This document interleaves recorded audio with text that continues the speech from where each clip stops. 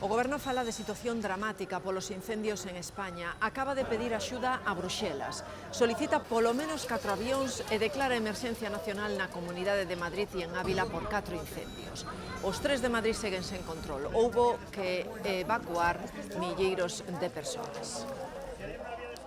Galicia colabora nesta loita contra o lume con 60 efectivos e con medios aéreos e terrestres. Nunha mensaxe nas redes sociais, o presidente da Xunta explica que dende onte xa hai despregado un dispositivo para axudar na extinción dos incendios de León que hoxe ampliarán a Ávila e a Madrid con novos equipos. Rueda asegura que en situacións complexas Galicia responde. Imos ir debullando punto por punto a actualidade dos lumes. Comezamos polos máis cercanos a nós. Bombeiros forestais galegos foron desprazados nas últimas horas a León. O lume está moi cerca da fronteira con Galicia. Xoel. Sí, Marta, bombeiros que saíron de aquí de Laza e que nestes momentos continúan traballando nese amplo operativo composto por ata uns 15 medios aéreos e terrestres nun lume que se declaraba a primeira hora desta mañá entre os municipios de Balboa e Vega de Valcarce, a uns 10 kilómetros ao sur de Pedrafita do Cebreiro. A esta hora as tarefas deses equipos céntranse sobre todo en perimetrar ese incendio nunha xornada marcada sobre todo polos fortes refachos de vento, algo que podría complicar precisamente esas tarefas de extinción. Bombeiros galegos tamén, como dicías, que participaron onte nas tarefas de extinción do lume que dende este mércores afecta tamén o municipio berciano de Castropodame. A súa situación mellorou nas últimas horas, descendeu a situación operativa número 1, polo que os veciños que foran desaloxados xa poderon volver tamén ás súas vivendas. A esta hora, segundo a información ofrecida pola Junta de Castela e León, serían 7 os lumes que continúan activos na comunidade veciña. Os que máis preocupan son os de Burgondo en Ávila e outros 2 lumes máis na provincia de León. Hombre, es nuestro pueblo, vamos a dejar que se queme. A fronteira galega permanece en máxima alerta. Preocupan arestora 2 incendios activos que rozan directamente o noso territorio. O dos concellos de Encinedo e Balboa en León, este último a tan só 20 kilómetros de Pedrafita. A proliferación de lumes obrigou a Xunta de Castela e León a solicitar a intervención urxente da UME e a axuda de Galicia.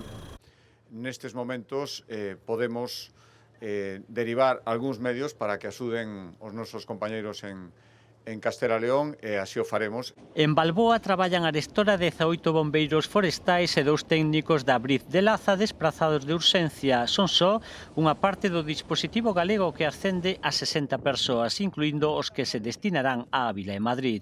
Nas últimas horas mellorou o de Castropodame. Que han llamado a las 5 de la tarde y no ha venido nadie hasta las 8. Eso es lo que tienen que hacer a ellos. Decir que por qué no han venido antes.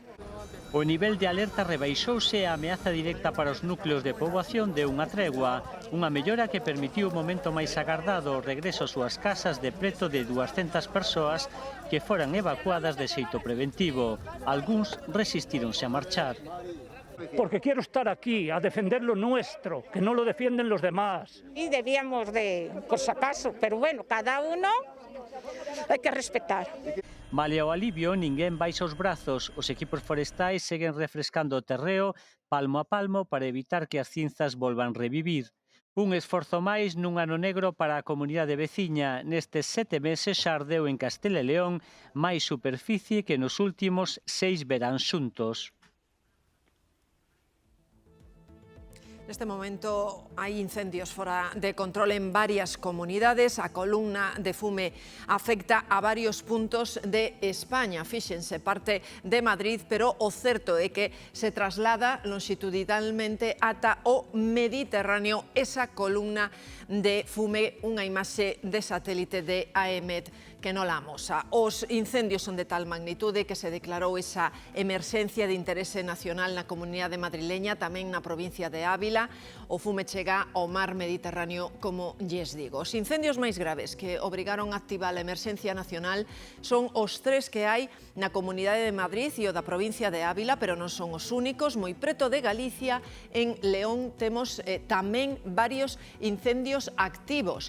En Teruel tamén segue ardendo, igual que en Guadalaxara, Toledo e Huelva. Máis de 20.000 son as persoas desaloxadas das súas casas.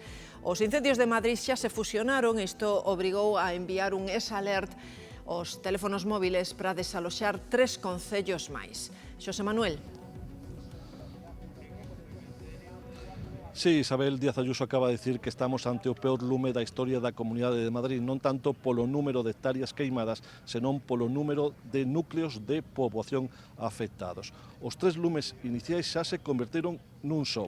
Agora preocupa que se poida unir o de Burgondo, na provincia de Ávila. O 112 acaba de enviar un ex-alert para desaloxar outros 3 concellos da Comunidade de Madrid, Navas del Rei, Chapinería e Colmenar del Arroyo. En total xa son unhas 20.000 persoas as desaloxadas. E a situación está lonxe de ir a mellor, malia que baixou un pouco a temperatura, o vento que se agarda para esta tarde vai dificultar as labores de extinción.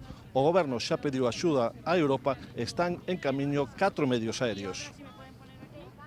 O goberno español solicitou a axuda da Unión Europea para facer fronte á vaga de incendios forestais e pediu polo menos 4 avións de extinción de ala fixa.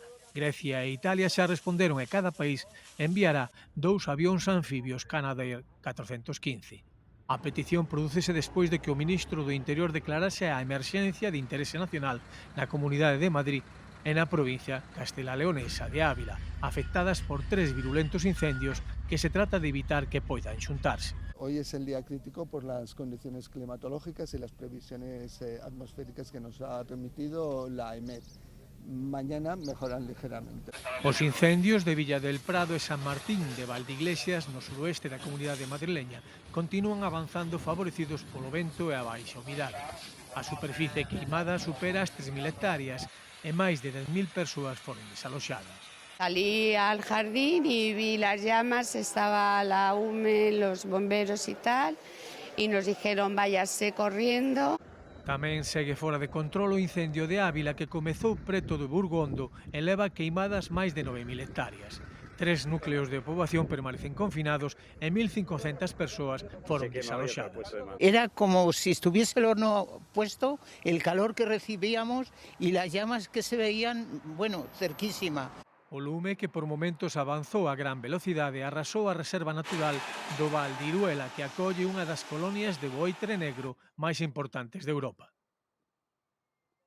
Por detrás de estos cerros que hay detrás de mi casa, ahí vimos la llama y ahí cuando vi las llamas y bien grandes y la velocidad que avanzaba ahí tenemos miedo. Moitos veciños de Mazarrón en Murcia tiveron que deixar as súas casas, foron desaloxados porque tiñan as lapas moi preto das vivendas. O lume calcinou de momento máis de 200 hectáreas de monte.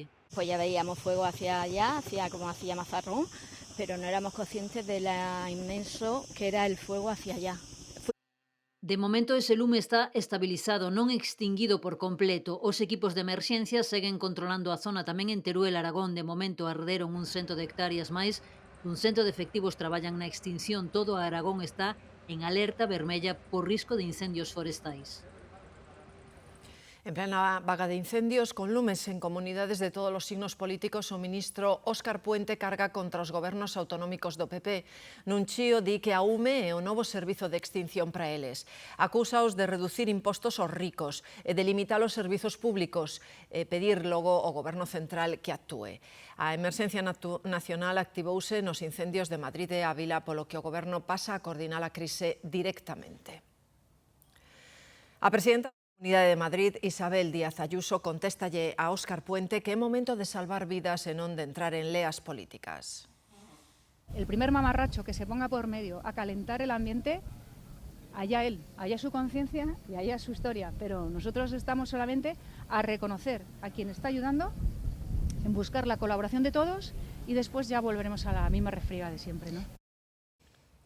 Ante esta situación, despois de que o goberno español trasladase a petición, Bruxelas envía 4 avións. María. Sí, porque España activou o Mecanismo Europeo de Protección Civil, a ferramenta coa que a Unión coordina a axuda entre os estados cando unha emerxencia supera a súa capacidade de resposta. Como dis, Bruxelas xa mobilizou 4 avións anfibios Canadair, 2 con base en Grecia e outros 2 en Italia, e ademais xa puxo en marcha o Sistema Europeo de Satélites Copernicus, que facilita a información en tempo real sobre a evolución dos incendios. A Unión Europea conta cunha reserva de 22 2 avións, 7 helicópteros e 777 bombeiros preparados para despregarse se é necesario. Nestos momentos hai outro Estado membro que tamén solicitou a axuda de Europa, que é Francia, que agora mesmo xa recibe 3 avións e 2 helicópteros para combater os lumes que asolan agora mesmo a rexión de Burdeos. Adolfo Domínguez celebra medio século de existencia cunha visita moi especial, a da raíña Leticia. Apoia a moda galega dende hai tempo e na visita á fábrica levaba un vestido da propia marca. Antes vestiu un vermello na vitoria de España no Mundial. En Ourense puido falar co propio Adolfo Domínguez e coa presidenta executiva. O apoio da raíña non parece casual porque sempre mostrou o seu gusto polos deseños da firma. Alberto.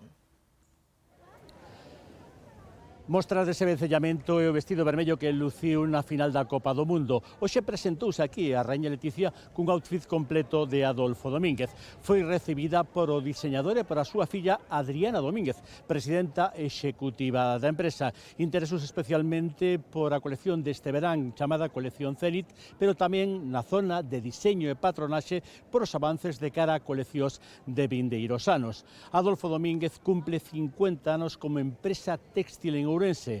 Naceu a partir da sastrería El Faro que rexentaba o pai do diseñador ourensá. Festa de gala hoxe nas instalacións ourensás de Adolfo Domínguez para celebrar os 50 anos da firma decana da moda española. Dona Leticia non quixo perder esta efeméride porque viste desde hai anos os deseños da marca galega. Xunto a ela, o fundador e a súa filla Adriana. Repasaron primeiro os deseños da colección de verán que está agora mesmo nas tendas, logo desprazáronse ata o Padroado para coñecer máis de preto os traballos de deseño. Estes 50 anos de Adolfo Domínguez ten dous protagonistas ben marcados, o fundador e a súa filla, Adriana Domínguez, que cumpre 10 anos dirixindo a empresa e que tivo que enfrontar dificultades económicas cando chegou. Leva 4 anos consecutivos con resultados positivos. No último facturou 139 millóns de euros, unha suba de case o 2%. Adolfo Domínguez está presente hoxe en 54 países. Quere seguir estando de moda e apunta a un futuro que aposta polos clientes máis novos e polas vendas online.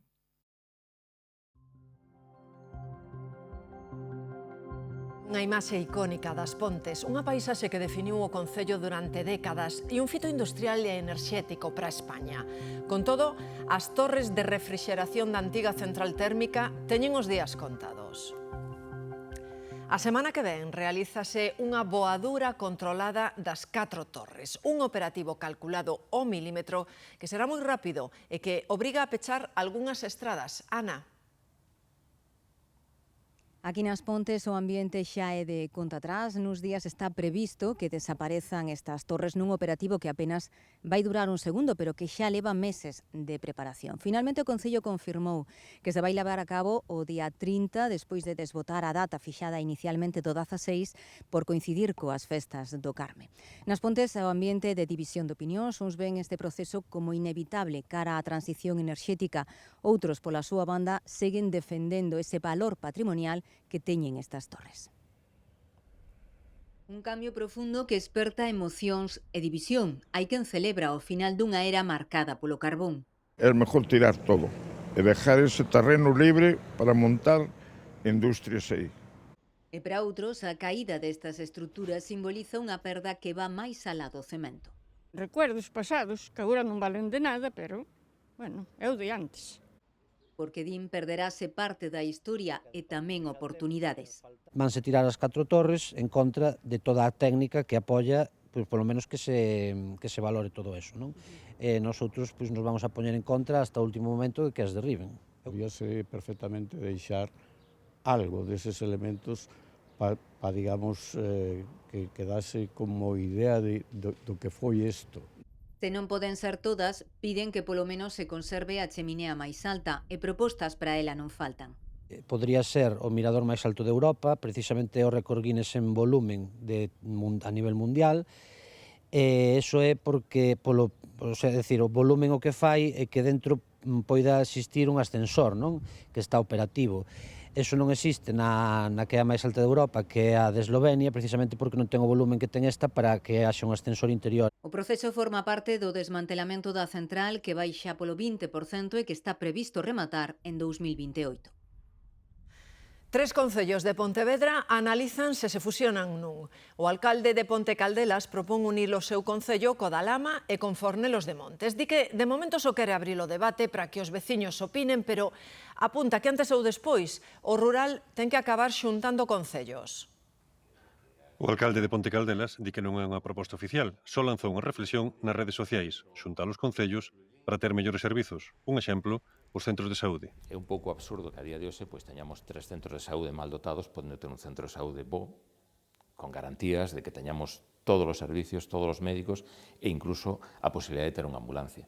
Eso sí que implicaría ter mellores servicios no rural e que tú queiras vivir na aldea, porque tes un médico cerca. Xuntar Caldelas, a Lama e Fornelos, a entidade nova sumaría case 10.000 habitantes. Podería acceder a mellores servizos e máis financiamento, pero as opinións son diversas. Me parece bien, me parece bien. Non me parece moi ben, porque eu que vexo é que a na Lama fai falta un centro de salud. Considero que sería demasiado territorio para poderlo gestionar. Só a Lama temos 100 e tantos kilómetros cuadrados, entón gestionar os servicios para min creo que sería algo complicado. É máis barato, desde logo, non. Bueno, que poda ser positiva. Inconvenientes non nos vexo, pode ser ao mellor que si queda un concello solo igual é un pouco complicado, pero do resto eu creo que podría funcionar. O debate está aberto, seren un concello grande ou seguir sendo pequenos. Que nos multen senta mal, pero se percorremos a diario a autoestrada entre a Coruña e Carballo sabemos que ese día máis pronto ou máis tarde chegará. Quira 100, pero pon moitos sitios, pon a 70. Sabes onde está a galleguinha? Ali pon a 70, e unha vez viña a 76 e xa me multar. E de aquí a Loureda, bueno, menos mal que non paso moito. Un radar de Arteixo é o que máis multa Sabela de Galicia. O radar que máis multas pon e ademais repite de toda Galicia está aquí en Arteixo, é un radar de tramo. Son 3 kilómetros que para cumprir a norma hai que percorrer nun tempo mínimo dun minuto 40-49 segundos. Facelo en menos tempo implica sanción, multa, como esta, que reciben de media cada día uns 40 condutores. O ano pasado máis de 14.000 condutores foron sancionados neste treito, que son máis condutores dos que foran multados o ano anterior. Sobre todo esas multas chegan a primeira hora do día e tamén a última hora da xornada, en horas punta e tamén en días como hoxe. Os venres a partir das 3 da tarde, que aumenta considerablemente o tráfico, ese radar pode chegar a multar un coche cada 15 minutos. De media, 3 de cada 1000 dos vehículos que pasan por ese treito van ser sancionados. Multas como esta de 100 euros por exceso de velocidade que por pronto pago quedan en 50 euros. De media cada hora ese radar recada uns 160 euros. Punto kilométrico número 11 da AG55 a altura de Loureda. Está ese radar que máis multa de toda Galicia e tamén está entre os 50 que máis multan de toda España. Na autovía que enlaza o norte de Galicia coa Meseta están renovando o firme. As obras na A6 provocan demoras e obrigan os coches a desviárense polo Corgo. Xavier. Sí, existen dous grandes proxectos de renovación do pavimento que están a afectar o Corgo. Un que é entre o Corgo e Guitiriz, que afecta aos kilómetros 480 ata o 540.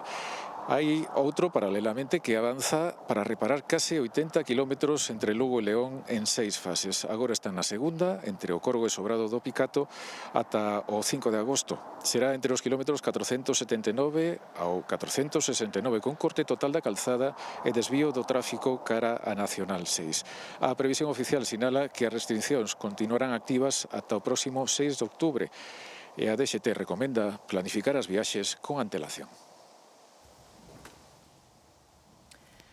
E Albedro segue sumando voz á súa programación. Vueling acaba de anunciar que retomará as 20 frecuencias semanais con Barcelona. Suporá un incremento de 6.000 prazas ao mes. Esa nova conexión comezará a ser operativa a partir de marzo do ano que ven. A Fiscalía pide un novo informe sobre as xoias de Zapatero. Queren ter máis datos sobre o seu valor actual no mercado e as datas nas que foron engarzadas. Mentres seguen as reaccións á entrevista do expresidente en televisión.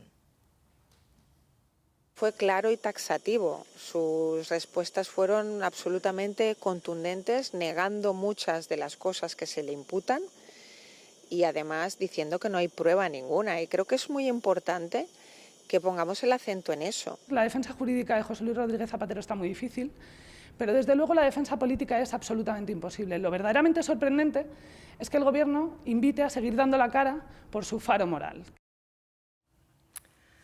Se foron a gasolineira nas últimas horas xa o sufrirían no peto. O prezo do petróleo volve superar os $100 por primeira vez dende maio. A tensión continúa no Estreito de Hormuz e súmaselle agora ao Mar Vermello. Un dos principais exportadores de cru, Arabia Saudita, estaba utilizando esta última ruta para exportar o seu petróleo.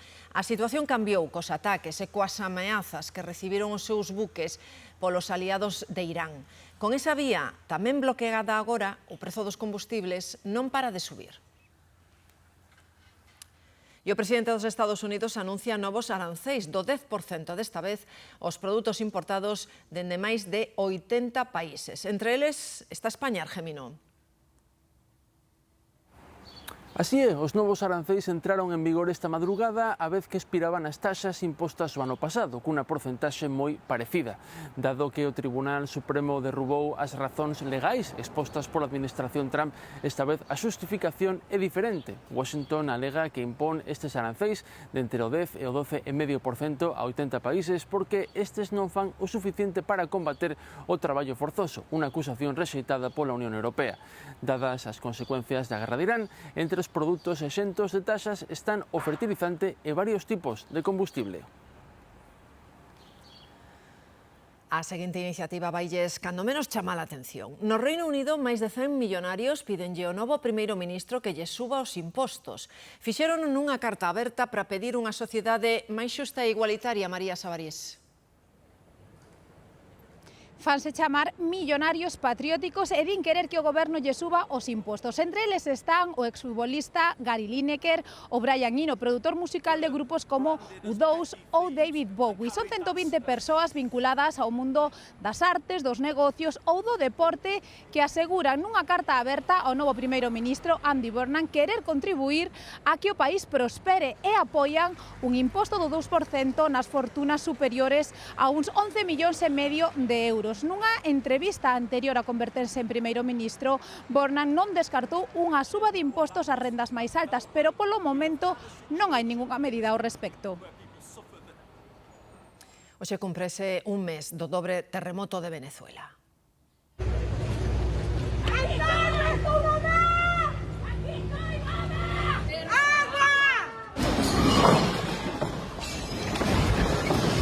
Necesito saber de mi hermana. Esto es lo que quedó del edificio donde vivía mi hijo.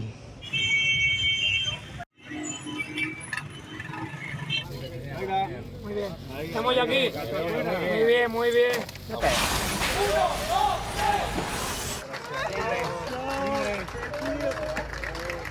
Un vivo, José, 11 años. Dos fallecidos, la hermana y la mamá. E un mes despois, as cifras seguen abrumando. Máis de 40.000 persoas continúan desaparecidas. O balance oficial de mortos roza os 5.400 e máis de 23.000 persoas están vivindo en campamentos temporais. Esta semana o goberno de Venezuela entregou os primeiros apartamentos ás familias máis afectadas e prometeu entregas todos os meses, ata chegar ás 4.000 vivendas a final de ano.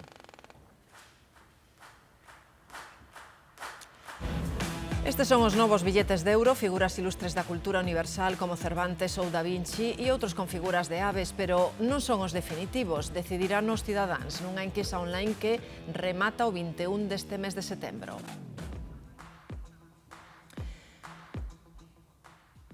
O Banco Central Europeo presentou 10 novos deseños para actualizar a imaxe dos billetes cando se cumpren 25 anos do seu lanzamento. María. Sí, o Banco Central Europeo quere renovar uns billetes que levan xa un cuarto de século prácticamente sen cambios, tanto para modernizar a súa imaxe como tamén para incorporar novos elementos de seguridade fronte ás falsificacións. Ata o de agora, seguro que se dan conta, os billetes que temos nas nosas mans pois non representan a un país en concreto, senón que son imaxes máis ben abstractas de pontes ou outros elementos arquitectónicos. Pero agora o BCE quere que reflicten mellor a identidade europea e propón dúas coleccións, unha adicada á cultura, con imaxes como, por exemplo, como esta que teño na miña man, que non é un billete legal, pero é para que vexan o exemplo, este billete de 5 euros coa imaxe de María Callas, a soprano María Callas, ou tamén este outro billete de 20 euros coa imaxe da física e premio Nobel Marie Curie. A outra colección estaría inspirada na natureza, en aves, por exemplo, como este billete de 50 euros moito máis colorido, ou senón tamén en institucións europeas, que noutro billete preséntanos o edificio da Comisión Europea, que xusto é o que temos aquí o noso carón en Bruxelas. Como ti ben dicías, podemos votar todos ata o 21 de setembro a través da páxina oficial do Banco Central Europeo polo noso favorito. O deseño definitivo coñecerase a finais deste ano, aínda que os novos billetes tardarán aínda varios anos en chegar ata os nosos petos. E antes de coñecerse esa decisión definitiva, nos pulsamos a opinión na rúa. Pues mira, a mí para que sea un poquito más neutro y que no haya por qué este que es alemán o este tal, no sé qué, aves, por ejemplo, me gustan mucho. Me gusta mucho. No he podido verlos todos, entonces no puedo decir todavía cuál me gusta de todos, pero o sea, están muy bien los diseños que han estado haciendo. Estas medallas de ouro de Galicia saldan unha débeda histórica con milleiros de mulleres de migración que abriron camiños para as xeracións seguintes. A emigración galega foi a protagonista desta edición das Medallas de Galicia. 4 mulleres descendentes de galegos que marcharon hai décadas recibiron a máxima condecoración que concede a Xunta de Galicia. Gloria. Sí, 4 mulleres, Claudia, Carla, Camila e Beatriz, que viviron a maior parte da súa vida fora, pero que nunca deixaron de sentirse parte de Galicia. As 4 destacaron a emoción e a honra que lles produce este recoñecemento, unha homenaxe, dixeron, a todos os galegos que emigraron. Neste sentido, Alfonso Rueda asegurou que as medallas de ouro deste ano selan unha débeda histórica con todas as mulleres da emigración. Rueda afirmou que a historia de Galicia non pode entenderse sen a diáspora. O presidente da Xunta dixo que na Galicia de hoxe, na que cabe todo o mundo, emigrar xa non é un sino, senón unha opción. 4 mulleres descendentes de migrantes galegos reciben a Medalla de Galicia por seren exemplo de integración e superación e proxectar o nome de Galicia polo mundo co seu talento e traballo, como a empresaria hoteleira na Arxentina Claudia Álvarez ou a fiscala de menores en Suiza Beatriz Gil. O galego non emigra, fai as maletas e leva a Galicia con el. Ata hoxe, unha das preguntas máis complicadas para min segue sendo: ti, de onde és? Sentimento que comparten a odontóloga no Brasil Camila Fernández ou a xornalista venezolana e residente en Miami Carla María Angola. Aprendí a amar a Galicia hondo, a través de las lágrimas de mi madre cada vez que cantaba los versos de Rosalía. Nunca tuvo que enseñarme lo que significaba la morriña. A emigración, lembrou Alfonso Rueda, marcou a nosa identidade, as nosas cidades, a nosa economía e as nosas familias. Os galegos de aquí e os do exterior, dixo o presidente, seguirán traballando por unha Galicia universal. Nun concerto internacional tan marcado neste momento por barbuconadas, polo uso da forza, Galicia ten que seguir persuadindo co seu poder, o que temos, o dos argumentos, humildade, traballo, o sentidiño. A artista galego-arxentina Belén Tajes puxolle a música o acto. 13 anos despois do accidente do Albia sae á luz a primeira investigación sobre as consecuencias psicolóxicas da traxedia. A súa autora coñece ben as secuelas do trauma porque é unha das sobreviventes. Viaxaba no Albia coa súa nai e co seu irmán aquel 24 de xullo. Ia no tren coa miña nai e co meu irmán, volvíamos de pasar as vacacións en Madrid. E, bueno, volvíamos a Ferrol, non? Era a intención, pero por desgracia, pois, o tren accidentouse aí na curva de Engrois e ambos faleceron no acto. 13 anos despois da traxedia, Laura recorda o día en que todo cambiou. Moita angustia, moito do sen procesar, porque con 14 años non tiña ningún tipo de estrategia de xestión emocional, non fora psicólogo na miña vida, non sabía como vivir a tristeza profunda que vives cando perdes as dúas persoas que máis amas. Co tempo, aquela nena atopou respostas na psicoloxía e dedicou o seu traballo de final de máster a indagar nas secuelas do trauma entre os sobreviventes. Recoñecían abertamente que pensaban que tiñan superado o accidente de Angrois e ao ver o accidente da Muz e as imaxes e todo, que obviamente eran moi parecidas, dicían que non xestionei nada, que é o que pasa co trauma, que se non o xestionas no momento, de alguna forma o encapsulamos e se queda aí. E advertiu unha drástica diferenza na evolución dos que viviron a dor a soas e os que, como a ela e a súa tía, se apoiaron nunha rede que sostivo a caída. O único que che queda son as persoas. O círculo de persoas que tes, a rede que tes das túas amigas e os teus amigos é o máis maravilloso que hai, porque son os que te van a acompañar durante a vida. E hai luz despois do trauma? No seu estudo, Laura conclúe que sí. Non é todo angustiado, tristeza, vacío e sin sentido. É unha parte importante, pero despois de todo iso tamén hai crecemento, e hai aprendizaxe, e hai máis unión, máis conexión, e incluso máis amor coas persoas.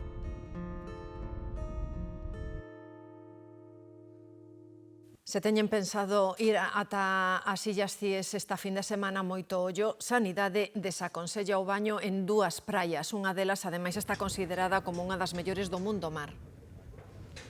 Pois si, os visitantes que teñen que ter con tempo a autorización para ir a Cíes porque hai cupo, enteráronse hoxe na ringleira para coller o barco, non van poder darse un baño en 2 das praias das illas por contaminación microbiolóxica. A máis coñecida, sen dúbida, Rodas, cualificada por The Times como a mellor do mundo hai anos, pero tamén a de Figueiras. A situación foi comunicada xa ao Concello, de momento non se sabe canto durará esta recomendación de non bañarse nas paradisíacas augas destes 2 areais de Cíes. Dependerá, din en Sanidade, de cando as analíticas vindeiras dean resultados negativos en contaminación.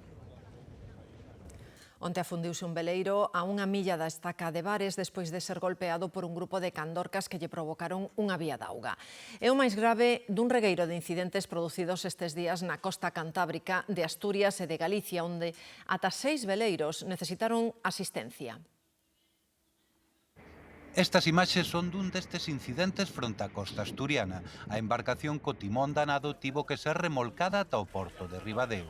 O veleiro Iden correu menos sorte e onte afundiuse fronte á estaca de Bares despois de que un grupo de candorcas provocase unha vía d'auga. Os seus 2 tripulantes foron rescatados e trasladados ata o porto de Cariño. Os especialistas relacionan a presenza de candorcas na zona coa da súa presa principal, o atún vermello. O aumento destes animais neste período do ano amplíase porque o atún vermello vai subir cara ao norte, procedente do mar Mediterráneo, do Estreito de Xibraltar, polo tanto van estar seguindo a súa presa. Son como os leóns que van detrás dos ñus, pois van a seguir a súa presa ata a zona de distribución, que neste caso, neste período do verao, vai coincidir pois máis na costa do Golfo Ártabro. Asocian estas interaccións con técnicas de aprendizaxe para a caza do atún. É unha especie de xogo, entrenamento para capturar e golpear o atún vermello, que é unha presa difícil de capturar, require cooperación de grupo, polo tanto teñen que coordinarse. No mar atopan embarcacións, en particular as embarcacións de vela co timón máis grande e máis frágil, son unha presa fácil para, digamos, facer estas prácticas e ocasionar daños como estamos vindo. Lembran que hai un protocolo oficial do Ministerio en caso de avistamento e recomendan evitar a navegación en zonas con alta concentración de candorcas. A Garda Civil busca un condutor que escapou en Salceda de Caselas despois de arremeter marcha atrás contra un coche da policía local. Sucedeu despois dunha espectacular persecución ata as aforas da vila. As imaxes do percorrido non tardaron en circular polas redes. O condutor xa foi identificado e é un veciño de Salceda de 34 anos con varios antecedentes policiais. Veciños de Lugo piden o amparo da Valedora do Pobo ante os problemas que sofren co botellón nas galerías que dan acceso ás súas vivendas, Noelia. Si agora vedes o corredor limpo, pero o seu aspecto é ben distinto despois das noites de cada fin de semana. Os veciños aseguran que aquí xuntanse un cento de rapaces e tras o seu paso isto queda cheo de botellas, de vasos e de ouriños. Hai suciedade e tamén ruído. Aquí as fins de semana non hai quen descanse e cada vez que saen da casa o lixo non é o único que teñen que esquivar. Tamén algún que outro rapaz que amenceu durmido no chan. Aquí hai varios estabelecementos de hostelería e unha vez que pechan, os veciños din que os rapaces non marchan. Solicitaron instalar unha reixa na entrada do corredor, pero non lle la autorizaron por seguridade. Hoxe é o Día Internacional do Tequila. Celébrase non para animar a consumilo, senón para homenaxear a paisaxe onde se cultiva a planta a partir da que se elabora. O ágave, declarada Patrimonio Mundial da Humanidade.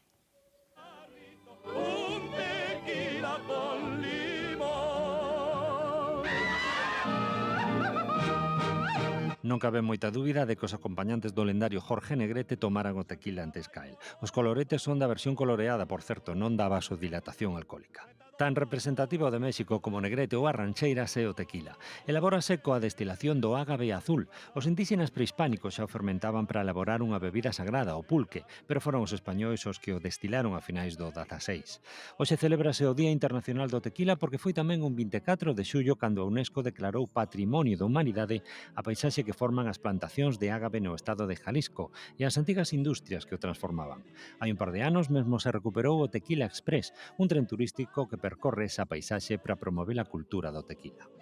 O tequila é unha relixión en México a que non lle custa gañar fieis, pero o veciño Estados Unidos vai parar a maioría das exportacións dun total de case 400 millóns de litros o ano pasado. Non é de extrañar porque... Qué bonito es llegar a un merendero y beber en un jarrito un tequila con limón. De seguro que viron estes días a campaña da programación especial da Eclipse. Aparece unha sombra misteriosa que invade algunha das praias de Galicia. Ollo, porque esta noite se desvela o misterio. O vindeiro 12 de agosto, o sol vai tomar un pequeno descanso. Pero que a noite se faiga de día, contando cousas que nunca diría.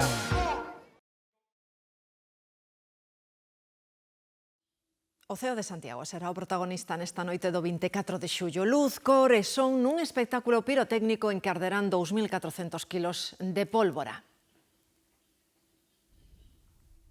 A ladeira da Cidade da Cultura é un dos 3 emprazamentos desde onde esta noite se lanzarán os fogos artificiais, 800 kilos de pólvora desde cada punto para crear as imaxes dunha noite con valor simbólico para todos os galegos e que poderán verse aquí, na Galega. Tenemos ese privilegio de que a través de la televisión se ponga en las casas de muchos ciudadanos. Y el desarrollo, pues ya no es de los principales espectáculos que se hacen en España, uno de los más bonitos. O que se une o retorno das proxeccións de videomapping no Obradoiro sobre o Pazo de Raxoi. O ambiente festivo xa se nota desde onte. Malia unha chuvia fina con influencia para atrasar un chisquiño as cousas, pero nunca para impedilas. Nun día que comeza coa alborada e o desfile de xigantes e cabezudos e que segue a partir das 9 na Quintana, cos concertos primeiro de Belén Taxes e despois da mexicana Lila Downs. E que remata mirando o ceo, xa desde mediodía, tapando e destapando a montaxe das carcasas pirotécnicas segundo a chuvia o permite. 19 persoas traballan para garantir para esta noite 16 minutos e 23 segundos de espectáculo visual. La carencia del espectáculo, la originalidad de sus efectos, los nuevos colores que tenemos de presentación para la ciudad, esperemos ya digo, que la climatología permita disfrutar de todos ellos la noche de hoy. Está todo preparado en Santiago, pero moitas miradas están postas no ceo. A festa está ameazada polos trebóns e as baixas temperaturas. Mercedes.